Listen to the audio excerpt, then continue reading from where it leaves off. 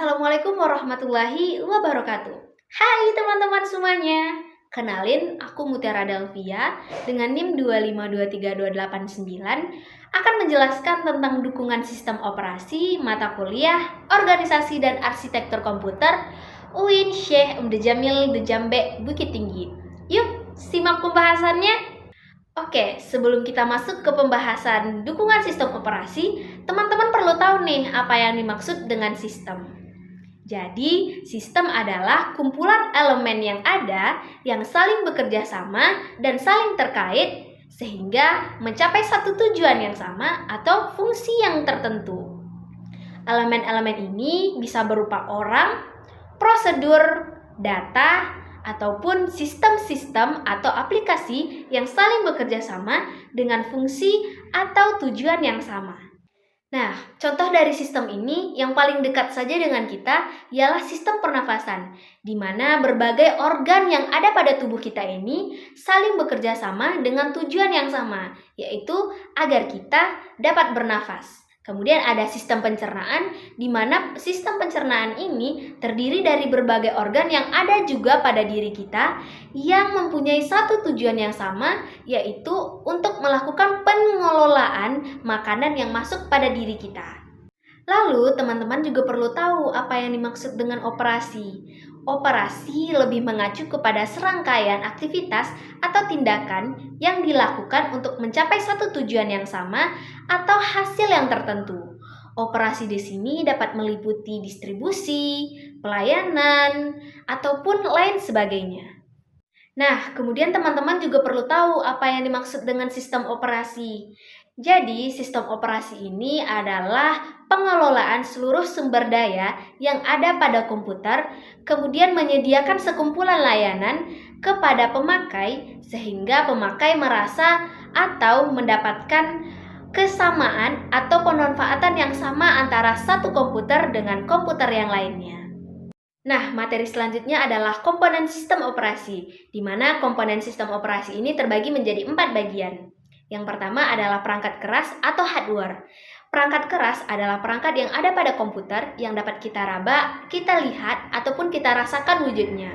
Yang kedua adalah sistem operasi, di mana sistem operasi ini mempunyai atau menjadi bagian dari perangkat lunak yang ada pada komputer, sehingga dapat menjalankan suatu program aplikasi. Yang ketiga adalah program aplikasi. Program aplikasi adalah aplikasi yang ada pada komputer yang dijalankan oleh sistem operasi sehingga mencapai suatu tujuan yang sama untuk melakukan aktivitas. Dan yang keempat adalah user, di mana user ini adalah pemakai dari sistem operasi yang ada pada komputer.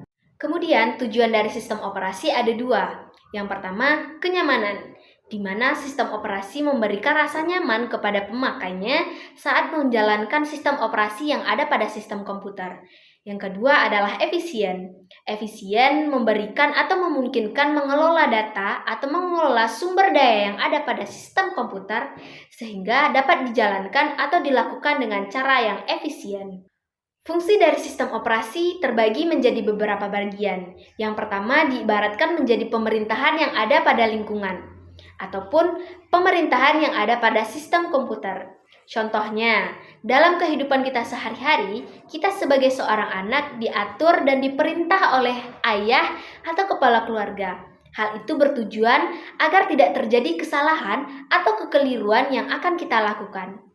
Yang kedua, yaitu sebagai sistem pengendali. Sistem operasi yang ada pada komputer itu merupakan sistem pengendali pada komputer agar tidak terjadi kekeliruan atau error dan penggunaan yang tidak tepat. Yang ketiga adalah sebagai manajemen proses, di mana sistem operasi merupakan sistem yang bekerja untuk memproses suatu data.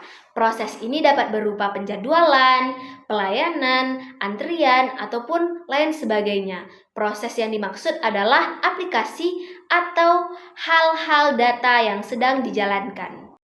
Yang keempat, ada manajemen sumber daya, di mana sistem operasi ini memanajemen semua sumber daya yang ada pada komputer.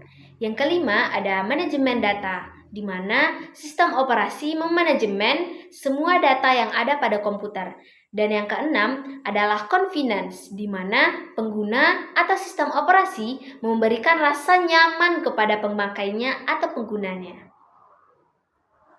Yang ketujuh adalah efisiensi, di mana sistem komputer yang memanfaatkan sistem operasi dapat dilakukan atau dapat dijalankan oleh pemakainya dengan cara yang efisien. Dan yang terakhir adalah ability to evolve, di mana sistem operasi diharuskan dapat memungkinkan terjadinya pengujian, pembekalan atau penjadwalan sistem operasi yang ada pada komputer tanpa mengganggu layanan sistem komputer yang sedang berlangsung dengan sesuai atas permintaan yang dimasukkan pada sistem komputer. Nah, tadi kan udah disebutkan kalau sistem operasi ini juga berfungsi sebagai manajemen sumber daya, di mana sistem operasi ini itu memanajemen semua sumber daya yang ada pada sistem komputer yang dapat atau sistem operasi ini dapat membagi setiap sumber daya yang ada pada komputer menjadi sub-sub bagian agar dapat dijalankan secara bersama sehingga menjalankan atau dapat mencapai tujuan yang sama juga. Yang lebih rincinya, sistem operasi ini sistem operasi sebagai manajemen sumber daya ialah proses pemberian sumber daya yang ada pada komputer kepada aplikasi untuk digunakan. Cara pemberiannya ini juga berbeda-beda antara satu aplikasi dengan aplikasi yang lainnya. Perbedaan utamanya itu terletak pada yang pertama adalah multiplexing, yang kedua adalah looking, dan yang ketiga adalah access control. Sistem batch sederhana. Sistem batch sederhana adalah sistem yang memungkinkan terjadinya atau sistem yang memungkinkan penggunanya tidak perlu memiliki akses langsung kepada mesin. Pengguna hanya perlu memberikan pekerjaannya kepada operator komputer dan operator komputer akan menjalankannya sesuai dengan aturan yang ada atau berurutan. Nah, berurutan ini juga terbagi menjadi beberapa pola pengurutan. Yang pertama, sudut pandang dari monitor. Monitor adalah rangkaian atau orang yang pertama kali merangkai kejadian yang terjadi pada sistem komputer sehingga ia harus berada pada memori utama untuk menjalankan eksekusi. Dan monitor ini harus selalu tersedia untuk menjalankan instruksi-instruksi yang ada. Yang kedua, menurut sudut pandang CPU, di mana CPU adalah alat atau pemrosesan data dari instruksi-instruksi yang ada yang diteruskan dari memori yang satu ke memori utama. Fitur-fitur yang perlu diperhatikan dalam sistem operasi batch yang pertama ialah proteksi memori, yang kedua adalah pewaktu atau timer, dan yang ketiga adalah privilege instruction. Ialah sistem batch canggih, di mana sistem batch canggih ini tidak terlalu berbeda jauh dengan sistem batch sederhana, di mana sistem operasi melakukan pekerjaannya secara otomatis atau pelayanannya lebih canggih daripada sistem batch sederhana. Materi selanjutnya adalah penjadwalan. Penjadwalan proses adalah aktivitas manajer proses yang menangani penghapusan proses yang berjalan dari CPU dan memilih proses lain berdasarkan strategi tertentu. Penjadwalan proses adalah bagian penting dari sistem operasi multiprogramming, di mana sistem operasi semacam itu memungkinkan lebih dari satu proses untuk dimuat ke dalam memori yang dapat dieksekusi pada waktu yang secara bersamaan, dan proses yang dimuat berbagi CPU penggunaan penggandaan waktu. Jadi di sini itu penjadwalan adalah di mana job-job yang masuk itu dijadwalkan dengan proses yang ada pada CPU. Jadi CPU dapat melakukan pekerjaannya secara bersamaan ataupun dapat menunda job yang datang ataupun dapat mengatur waktu pemrosesan data yang ada pada sistem operasi. Selanjutnya ialah penjadwalan.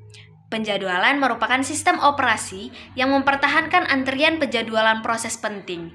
Yang pertama itu ada ready antrian, di mana antrian ini menyimpan status set semua proses yang berada di memori utama untuk siap dan menunggu untuk dieksekusi. Yang kedua itu adalah job queue atau antrian, di mana semua antrian menyimpan semua proses pada satu sistem. Dan yang terakhir adalah antrian perangkat, di mana proses yang diblokir karena tidak tersedianya perangkat I/O. Dan yang terakhir, macam-macam dari penjadwalan. Penjadwalan ini terbagi menjadi 3 bagian juga. Yang pertama ialah penjadwalan jangka pendek, yang kedua penjadwalan jangka menengah, dan yang ketiga adalah penjadwalan jangka panjang. Nah, itulah dia tadi pemaparan materi dari saya tentang dukungan sistem operasi pada mata kuliah Organisasi dan Arsitektur Komputer UIN Syekh Hamdul Jamil Jambe Bukit Tinggi. Saya mohon maaf apabila terjadi kesalahan dan kekilafan saya dalam memaparkan materi, dan jika ada kritik dan saran, mohon tulis di komentar ya. Terima kasih. Assalamualaikum.